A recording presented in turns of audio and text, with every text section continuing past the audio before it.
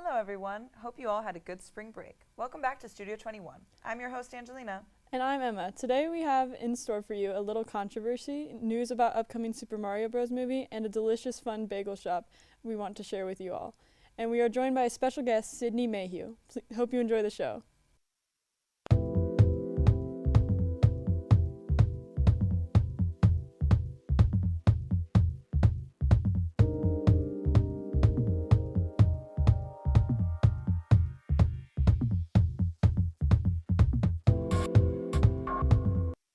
Hello and welcome back to Gossip Guru. I'm Angelina. And I'm Emma. Our first story centers on some controversy at this year's Oscars. About what? The Whale Awards? The supporting actress? Oh no, it's much bigger than that. The donkey was fake. What? Okay, so one of the nominated movies, Banshees of Inisherin, included a donkey in the cast, and during the ceremony, Jimmy Kimmel brought out a donkey, claiming it to be the same donkey from the movie. And it was like a taxidermy or plastic or something? No, it was a real donkey, but it wasn't the donkey from the movie. Who checked? Well, the real donkey named Jenny lives in Ireland, so people kind of thought that it was strange that they would fly a donkey from Ireland to LA, and then after all these suspicions came out, Kimmel confirmed on his show that it was in fact not the real donkey, and the donkey was actually a donkey from LA named Dominic. That really just goes to show that Hollywood, and well, just the media in general, they just don't care about the public. Everything is fake and no one is who they say they are. How can we as fans, or as they see it, consumers, live in a world unknown to even ourselves, just moving further and further towards an unnecessary obsolescence that drives our lives even as we have no say or power over these corporations? Okay. Do you want to talk to someone maybe? Our next story centers around a controversy in the professional fighting world. And no, this is not about John Cena, have no fear. Instead, this centers around influencer and now boxer Jake Paul. Did he record something he shouldn't have again? No, that was the other Paul. And no, this actually has nothing to do with Paul himself, but instead his trainer, BJ Flores, who was shot in a recent robbery attempt in Guadalupe. And why are we bringing this up? Well, the story itself doesn't center Jake Paul, but it is a sort of intro to talk about the phenomenon of influencers just fist-fighting each other. That surely is an interesting topic, but honestly, I'm here for it. They get money out of it, and I get to see annoying people hit each other, so I think it's a win-win-win. Yeah, honestly, it's maybe the best solution. And from my point of view, people fight and get their 15 minutes of fame, and then they vanish, which is honestly fine by me. Well, that's all we have this week. Remember, it's always best to fist fight when you have troubles with someone. I'm Emily. And I'm Angelina, and we'll see you next time. And now, please enjoy the music video of the week, Still Here by Geo Franklin.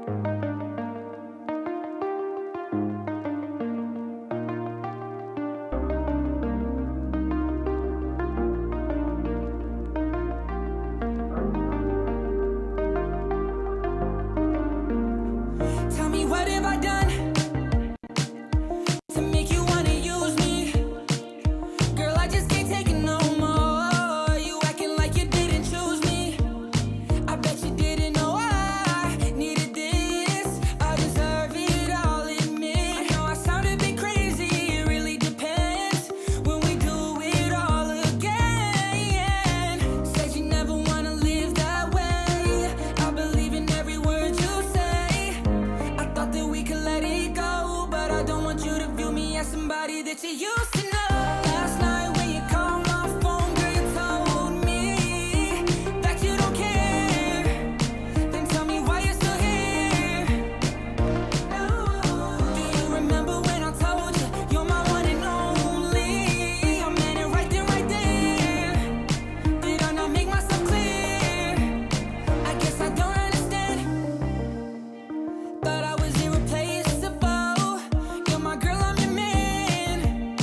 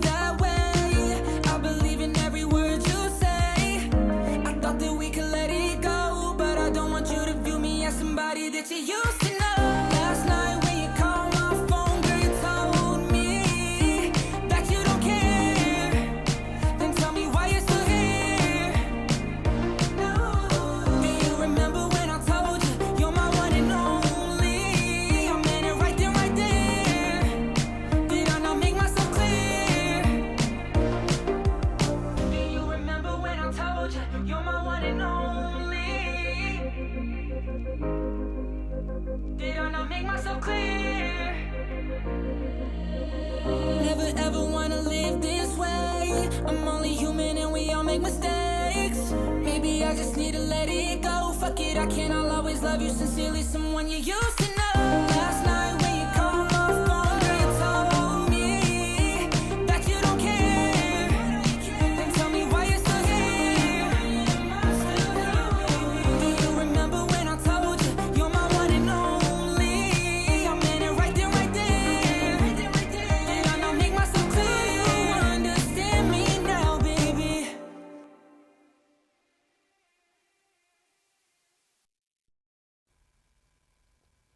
I'm joined today by our special guest here, Sydney. Sydney, why don't you go ahead and introduce yourself? Hi, my name is Sydney Mayhew. I am a sophomore from Nederland, Colorado, and I am currently studying psychology and women and gender studies. That is so awesome. Okay, so we're going to get to hear you perform in just a second here. But I just had a few questions for you first. My first question, what sparked your interest in music, and when did you actually learn how to play the guitar? Yeah, so I really got interested in music when I was about 3 and 5 years old. My grandma was a pianist, so she taught everyone in our family how to play piano.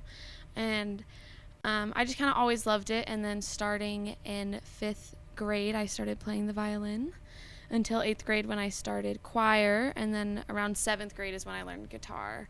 And since then, I learned on my acoustic. I have an electric guitar I just got and my ukulele.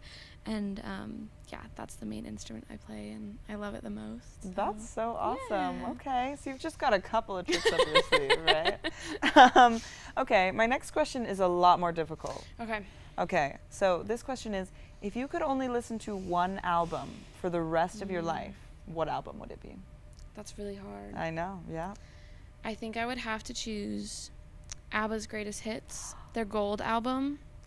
I grew up listening to ABBA, and I love them. I think it's just the way that they mix the musics and the sounds and the instruments was just amazing, especially in the 70s. So. Absolutely, yeah. Yeah. 70s was a good time for music. Yeah.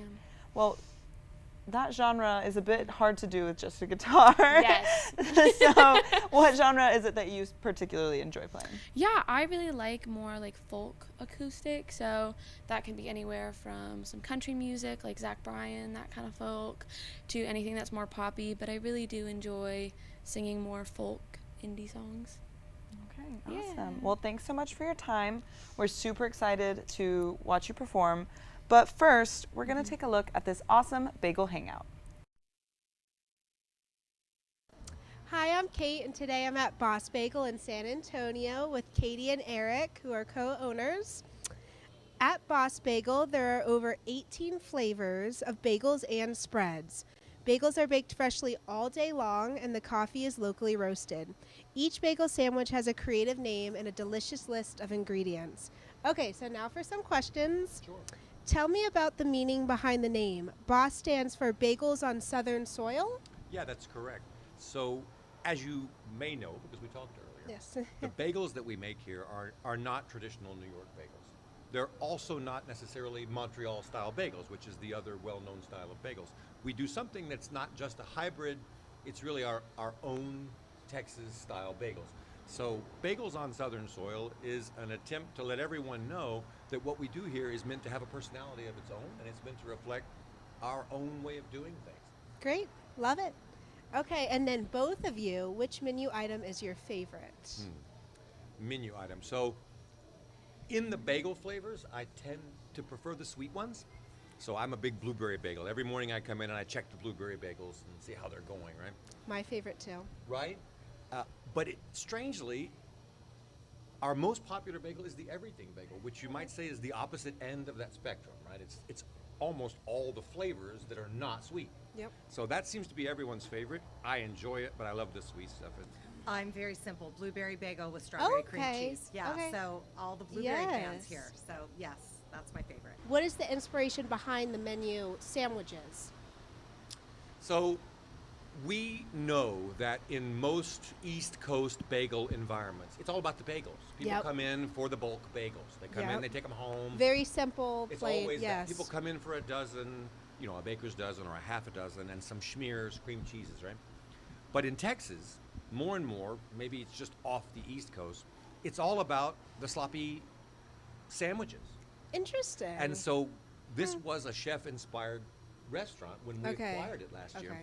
And the chefs behind it had the genius to create a wide range of really interesting flavors to pair with the different bagel flavors. Does that make sense? Yes, love it. So we have held on, and we think even improved that menu to a certain degree.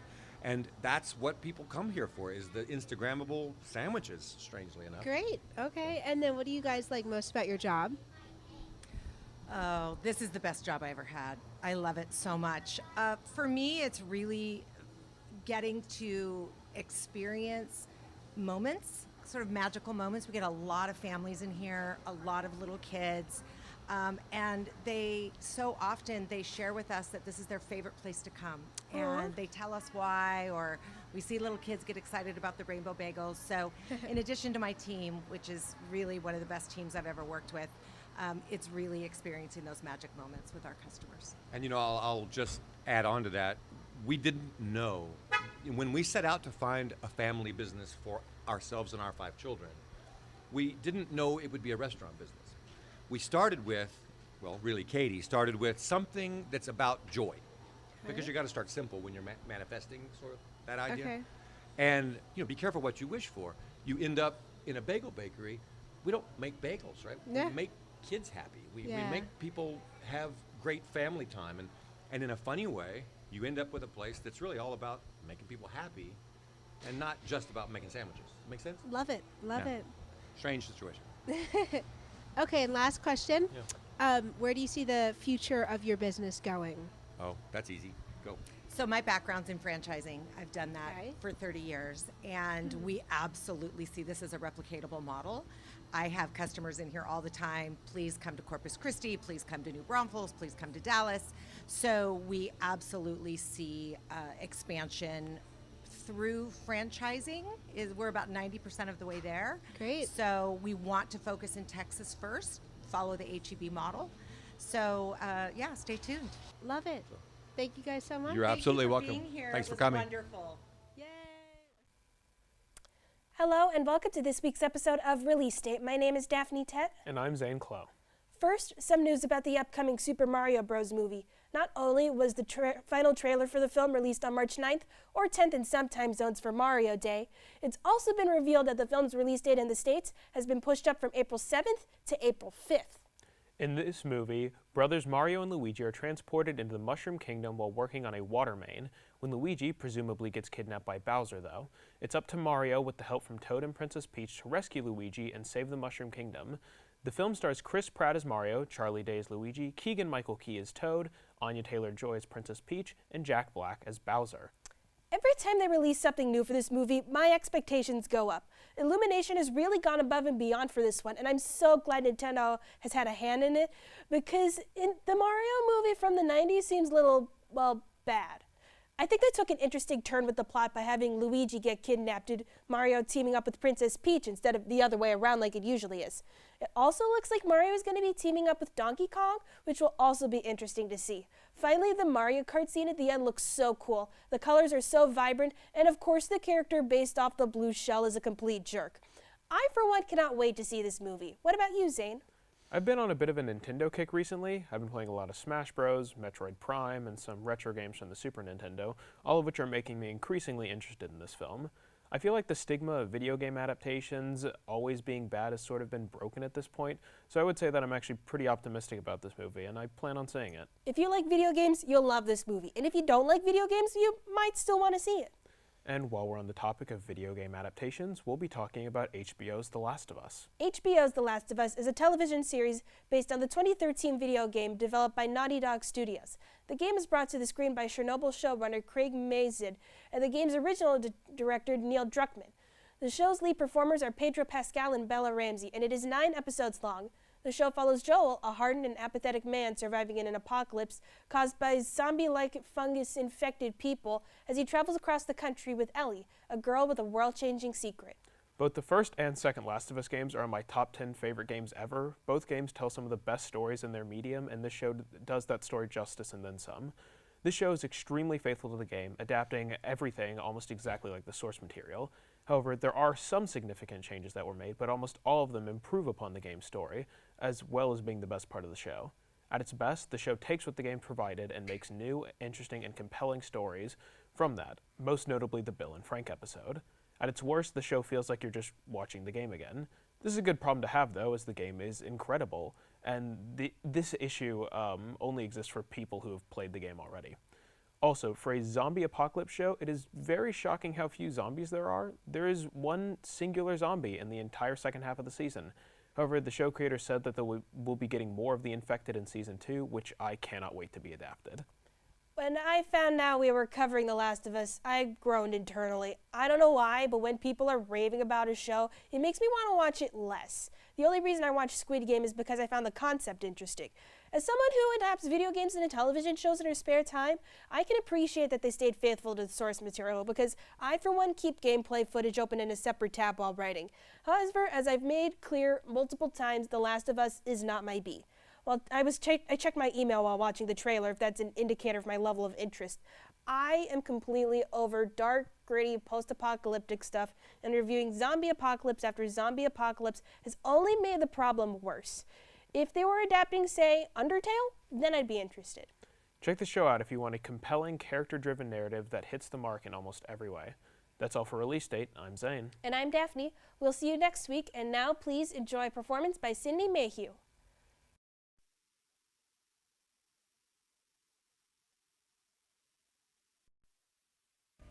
And now, please welcome Sydney performing By and by Camp.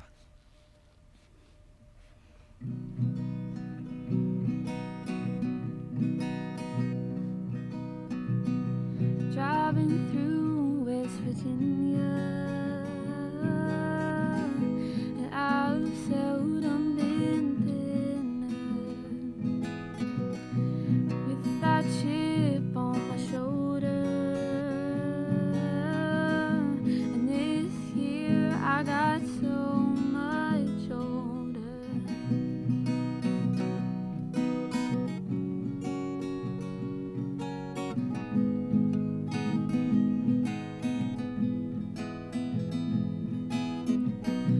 Looking back over my life, spent the most of it tongue-tied, and I wish that I had more time listening to you speak your mind. Now I'm thinking about it every day on my mind in typical ways. Are you a life force? Thinking about it every day on my mind in typical ways. Are you a life force?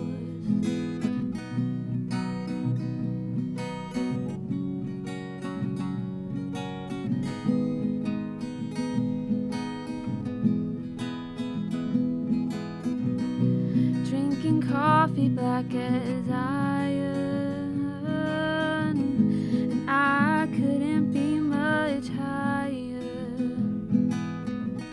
without falling out of my chair.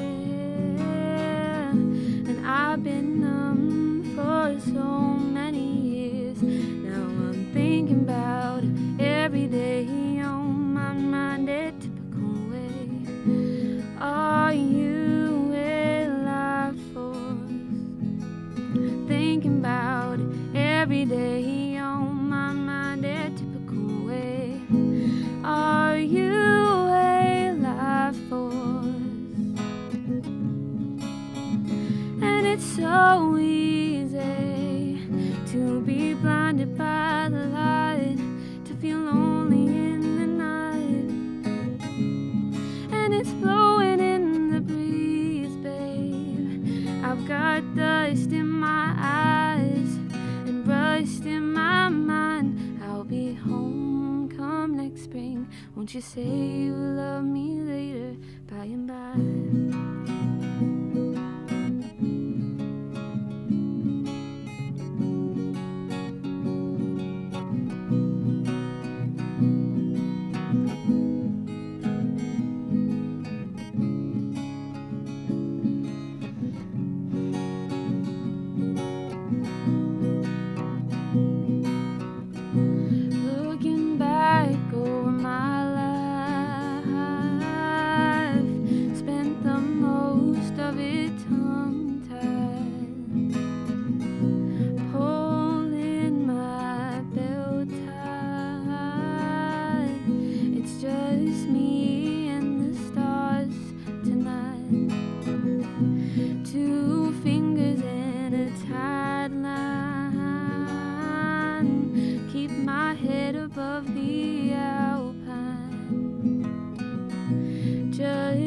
wish I'd spend more time listening to her speak her mind. Now I'm thinking about it every day on my mind, a typical way. Are you a life force? Thinking about it every day on my mind, a typical way. Are you a life force? I'm thinking about it every day on my mind, a typical way.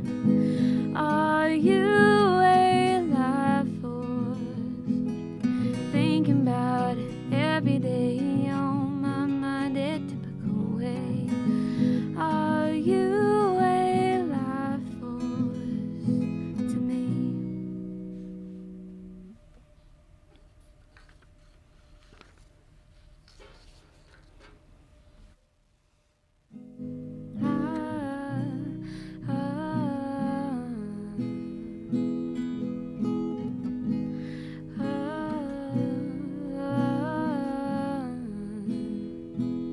In matters of the heart, my hands are tied, my sleeves are torn. I gave you all I have to give, you always wanted more. Slowly we grow apart, closer to who we are. Baby, if I keep running to you, I'll be running till my feet turn black, till my lungs collapse and I wouldn't come back. I can't give another year to you, another second's gonna drive me mad, and I won't do that, 'cause I wouldn't come back. I wouldn't come back.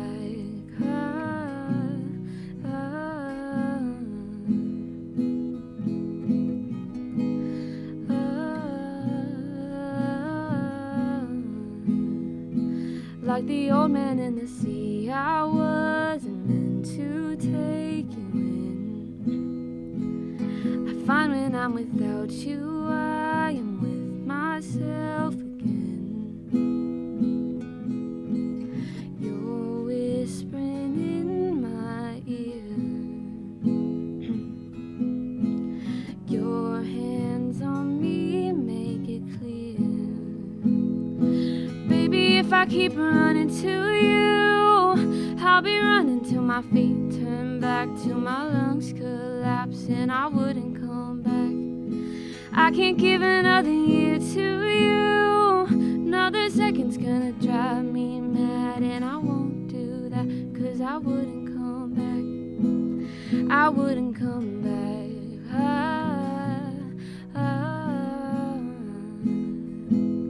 I wouldn't come back.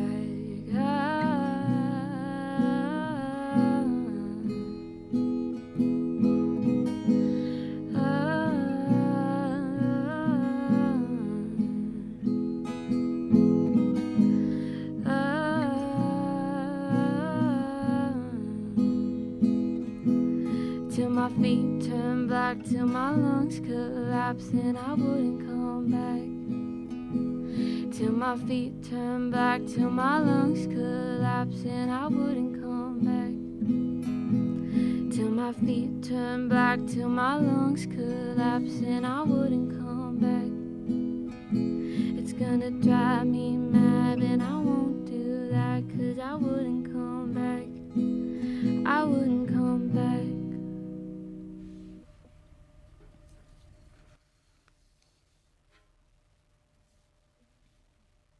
It's a little bit funny, this feeling inside. I'm not one of those who can easily hide. I don't have much money, but boy, if I did, I'd buy a big house where we both could live. So excuse me for getting, but these things I do, you see, I I've forgotten if they're green or they're blue. Anyway, the thing is what I really mean. Yours are the sweetest eyes I've ever seen. And you can tell everybody this is your song. It may be quite simple, but now that's done, I hope you don't mind, I hope you don't mind that I put down in words how wonderful life is. Now you're in the world. If I was a sculptor, but then again, no, or a man who makes potions in a traveling show. I know it's not much, but it's the best I can do. My gift is my song, and this one's for you. And you can tell everybody this is a song. It may be quite simple, but now that's done, I hope you don't mind, I hope you don't mind that I put down in words how wonderful life is. Now you're in the world. All right. Thank you so much for joining us, Sydney. That was a wonderful performance. And thank you for tuning in. We'll see you next week.